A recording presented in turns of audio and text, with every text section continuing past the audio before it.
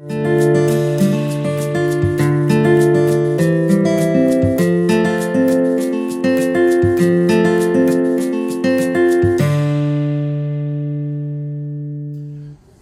so today we have a very interesting case. We have a 50-plus-year-old woman who just picked up a heavy television set and she experienced a sharp shooting pain in her back. We ended up sending her for imaging studies and finally an MRI, which we looked at earlier, and she has a previous history of compression fractures at the L4. And now she has a new compression fracture at L2. So if we look at our spine model here, I'm here with Dr. Daniel Feldman and Dennis Toomey. Dennis is going to be walking us through the procedural aspect. Many companies out there that make the product, I tend to like Zavation. They have a good, clean product, and we're going to use that today. So basically what we're going to do, and Dennis will go through it a little bit more, but so Dr. Feldman, you're going to be assisting me on this. We're going to basically try to access the L2. So if we look over here, we have 5, 4, 3, 2. This is where the compression fracture is. We want to get our needle into here, put a little balloon in there, inflate that up a little bit, and we create a cavity. And then in that cavity, we're going to put basically what we call bone cement, and we'll put that in. So I'll have you hold on to this. And here's another nice model that we have here where it kind of shows where how the balloon would be creating a cavity and we would pop in through here. Dennis, can you tell me a little bit about what we're going to do with the product? Sure. So, yeah, this is Zavation, Kyphoplasty product company. What the doctor is most likely going to do during the process of the procedure is do a unipedicular kyphoplasty. So this model shows 2 pedicles were penetrated to put a balloon on both sides and create a cavity on both sides. With the unipedicular, it's less invasive, significantly less invasive, and it's less stressful on the patient, more equally effective. So you're not sacrificing anything. It's a safer, easier procedure without sacrificing the quality and the clinical outcome. So after the doctor's done accessing the vertebral body via the pedicle, he's going to create a void with a balloon.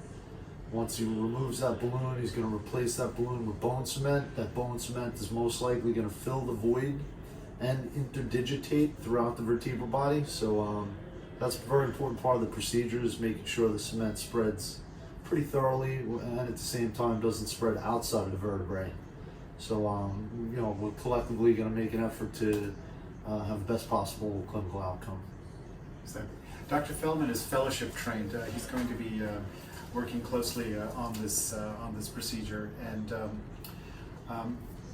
what were your thoughts on the MRI that we saw? So she definitely has an acute compression fracture on L2, visible in T1, and I think she's going to do well. Yeah, let's we'll go for it. So we'll meet again in the operating room, and we'll kind of go through the steps for this, and you'll see that it's really a very elegant alternative to having a larger surgery. Absolutely. So what we're going to do is we're going to first get our initial images, and we're going to square off the L2 vertebral body, roll. My approach is going to be from the left side, and I'm actually going to put a 22 gauge needle right down to the pedicle, put some local anesthetic there, and make a kind of a little column of local anesthetic going from the skin all the way down to the pedicle, and my larger needle will follow that track, and it'll keep it very comfortable. So I squared off the end plate, and this is the spinous process. Here are the 2 transverse processes here, and the pedicles are here.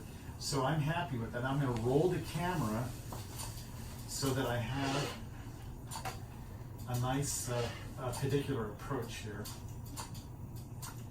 So I'm going to go a little bit more, back, a little bit more. Okay. I like that. That looks great. Yeah. So this is looking actually pretty good, because we have a nice shot that we're going to actually come in slightly cephalad, and just kind of run from lateral to medial right through there. Dennis, you like that? That looks great. Perfect. Okay. Very visible pedicle, which is Very excellent. visible pedicle. So I'm going to anesthetize really from here, I think, and just come drive my spinal needle, anesthetize this whole area, and my axis will be right through the center of that pedicle and straight in. What I'm going to do is I'm going to use my 22 5-inch needle to anesthetize the track, and I put a little bit of a 15-degree bend on the needle opposite the notch, so that as I steer, I can make some subtle turns without pulling the whole needle out.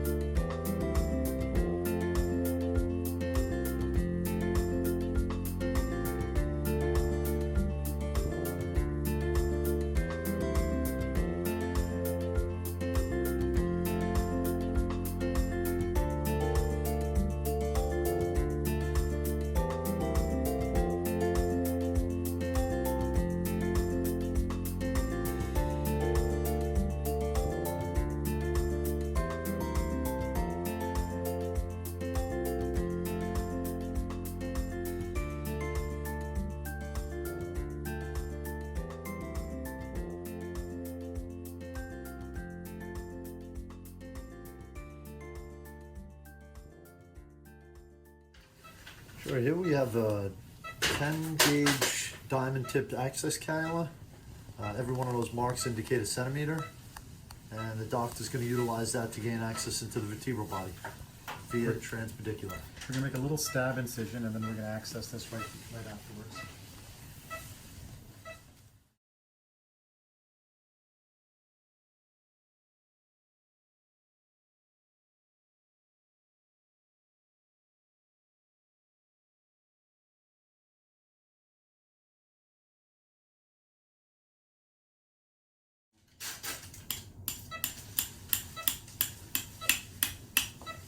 Good, so you definitely engaged into the pedicle, there's no doubt about that. I think I'm a little inferior. A little inferior, you want to check your lateral, Doc, before you re-engage it? Yeah. Let's go to a lateral.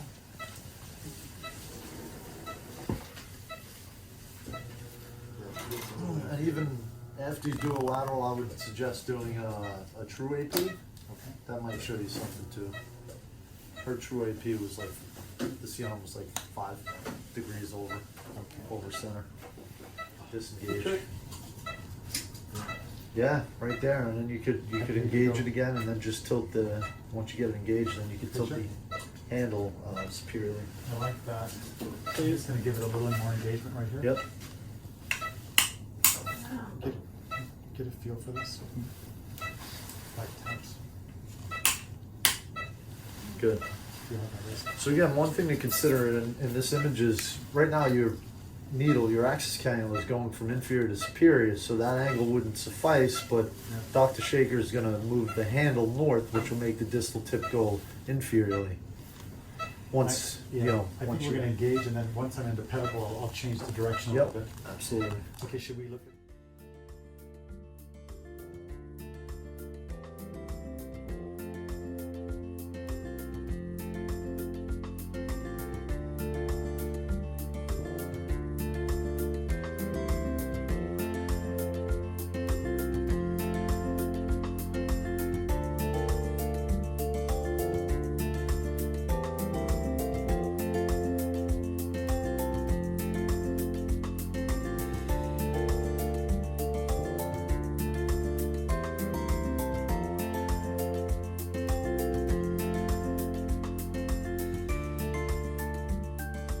Cortex. Great, we've got our bleeding under control.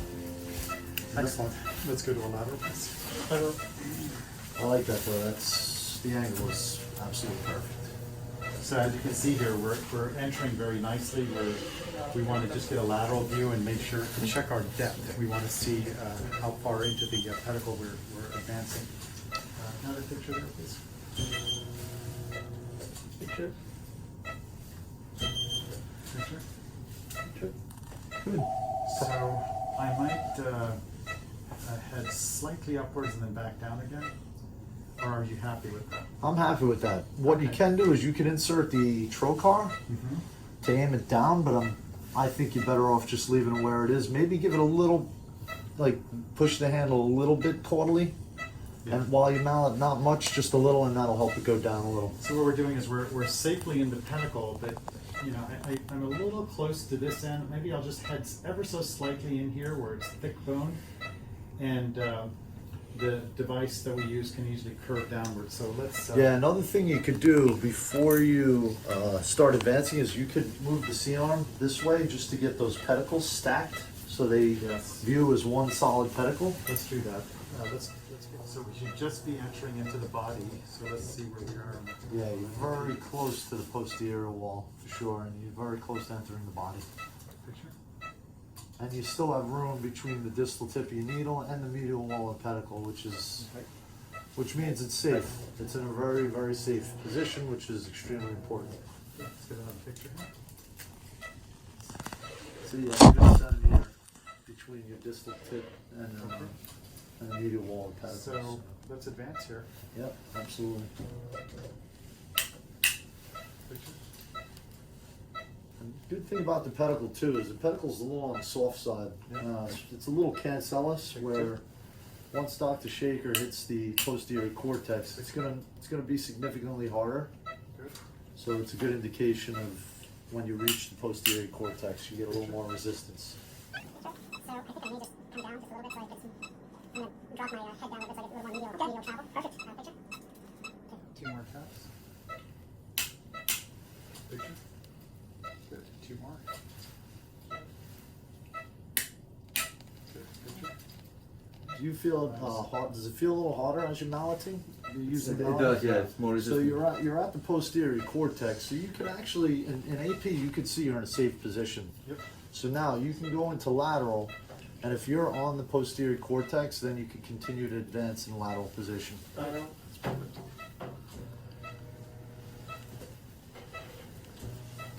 So the next safe and important thing for us to observe is making sure that the distal tip of that axis cannula reaches the posterior 1/3 in the vertebral body. So that's approximately 30% into the body itself. So yeah, you're on the posterior cortex, you can advance in lateral without jeopardizing anything.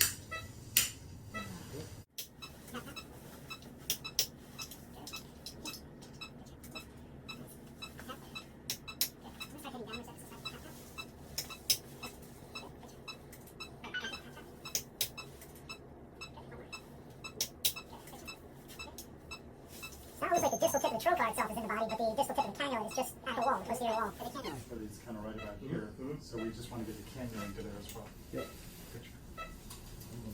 True.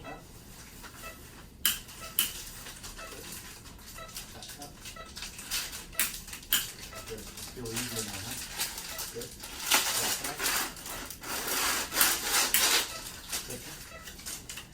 So right now the cannula is clearly inside the That's a drill. Yeah. vertebral body. Makes it easy to create a channel. So it's She's doing good. Everything is good so far. Okay.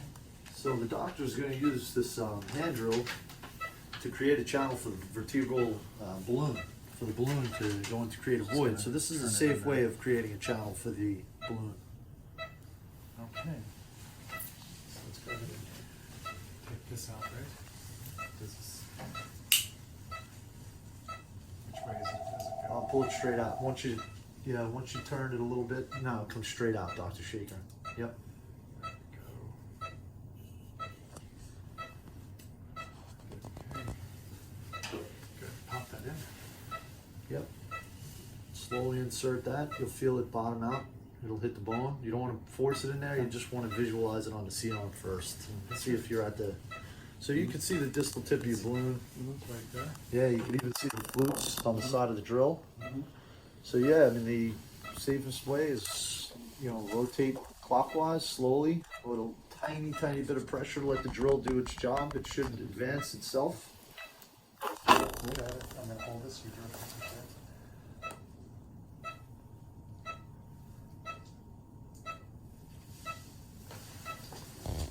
it. Yep, see it's going in. Yeah, so you want to, Okay. the doctors will most likely take that drill approximately 1 centimeter, 1 to 2 centimeters short of the anterior wall.